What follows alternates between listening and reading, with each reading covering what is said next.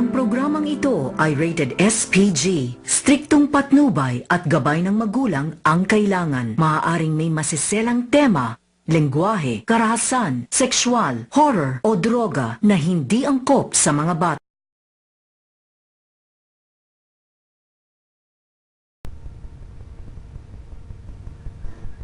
The Necklace by Gu de Maupassant. She was one of those pretty and charming ladies who sometimes are born, as if by a slip of fate, into a family of clerks. She had no dowry, no expectations, no way of being known, understood, loved, married by any rich and distinguished man. So she let herself be married to a little clerk of the Ministry of Public Instruction. She dressed plainly because she could not dress well, but she was unhappy as she had really fallen from a higher station. Since with women there is neither caste nor rank, for beauty, grace, and charm take the place of family and birth. Matilda suffered ceaselessly, feeling herself born to enjoy all delicacies and all luxuries. She was distressed at the poverty of her dwelling, at the bareness of the walls, at the shabby chairs, the ugliness of the curtains, all those things, of which another woman of her rank would never even have been conscious.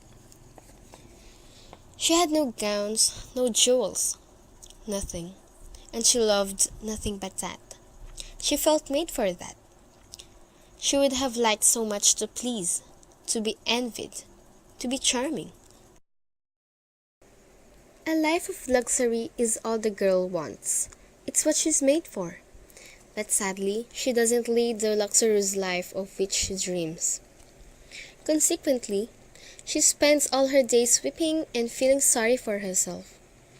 One evening, the girl's husband comes in with a large envelope. She tears it open to find that she and her husband have been invited to a fancy party at the Minister of Education's palace. Her husband can't wait to see her reaction. Madame Loisel is not happy about this. She's got nothing to wear. This is enough to send her into tears. The next day, Matilda visits Madame Forrester and tells her about her situation. Madame Forrester brings out a big box of jewels and tells Matilda to pick whatever she wants. "Choose, my dear," Madame Forrester said. She saw first some bracelets, then a pearl necklace, then a Venetian gold cross set with precious stones. She tried on the ornaments before the mirror, hesitated, and could not make up her mind, and she asked, "Haven't you any more?" "Why, yes. Look further, I don't know what you like," said Madame Forrester.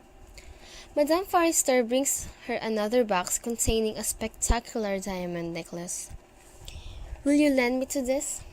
"Only this," said Matilda.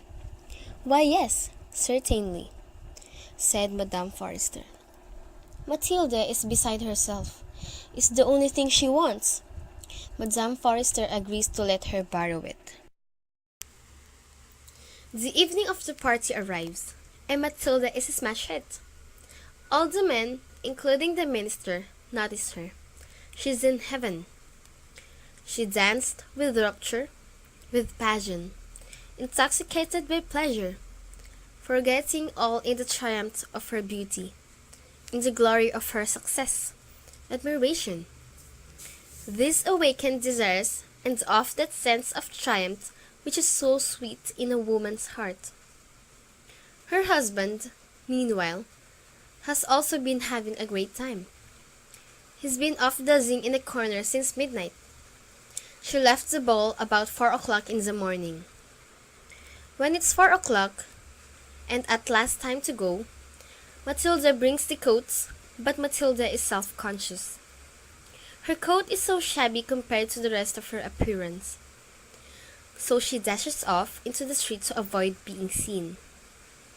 Matilda into the streets, and they spend a long time wandering around, shivering and looking for a carriage. At last they find one and head back home, gloomily.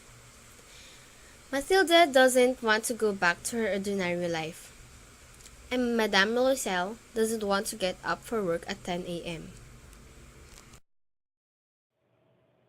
As soon as they enter the house, Matilda rushes to a mirror to see herself all decked out one last time. But the diamond necklace is missing. She screams. Mr. Loisel wants to know what the matter is, and Matilda tells him. "What's the matter with you?" demanded her husband, already half undressed. I have, I have, I've lost Madame Forrester's necklace." And then she cried. He stood up, bewildered. "What? Impossible!" They searched frantically through her dress and coat for the necklace, but it's nowhere to be found. The Loisels review all the places they've been to figure out where the necklace could have been lost, and Madame Forrester and Mr. Forrester decide it must have been left in the cab. But unfortunately, neither of them has the cab number. They look, thunderstruck, at each other. At last, Loisel put on his clothes. "I shall go back on foot," said he, "over the whole route, to see whether I can find it." Mr. Loisel goes back, out in the search of the necklace, and returns at 7 a.m. with nothing. He spends all of the next day searching, visiting the police HQ, the cab company, and still has nothing. When he returns, Mr. Loisel has Matilda write to Madame Forrester to say that they broke the clasp of the necklace and are having it fixed. They need to buy more time. A week passes, and still no sign of the necklace. Mr. Loisel, who already looks 5 years older, decides they have no choice but to replace it. He and Matilda go to see the jeweler whose name was on the necklace box to see about a replacement. The jeweler says that he did not sell the necklace, just the case. Mr. and Madame Loisel start going from jeweler to jeweler, hoping to find a necklace just like the one they remember. "It was not I, madame, who sold that necklace. I must simply have furnished the case." Then they went from jeweler to jeweler, searching for a necklace like the other, trying to recall it, both sick with chagrin and grief. At last they found one in a jewelry store at the Palais Royal. There is just one problem. It's 40,000 francs, which is a ton of money. Mr. Loisel asked the jeweler to hold the necklace for them a few days. It turns out that Mr. Loisel has only 18,000 francs to his name, in the form of his inheritance from his father. All the rest of the money to buy the necklace he has to get by taking out loans. So he takes out enough loans to pay for the necklace, and to ensure that his life will be ruined forever, and then goes back to the jewelers to buy it. Matilda takes the replacement necklace to Madame Forrester, who's miffed that she didn't return her necklace sooner.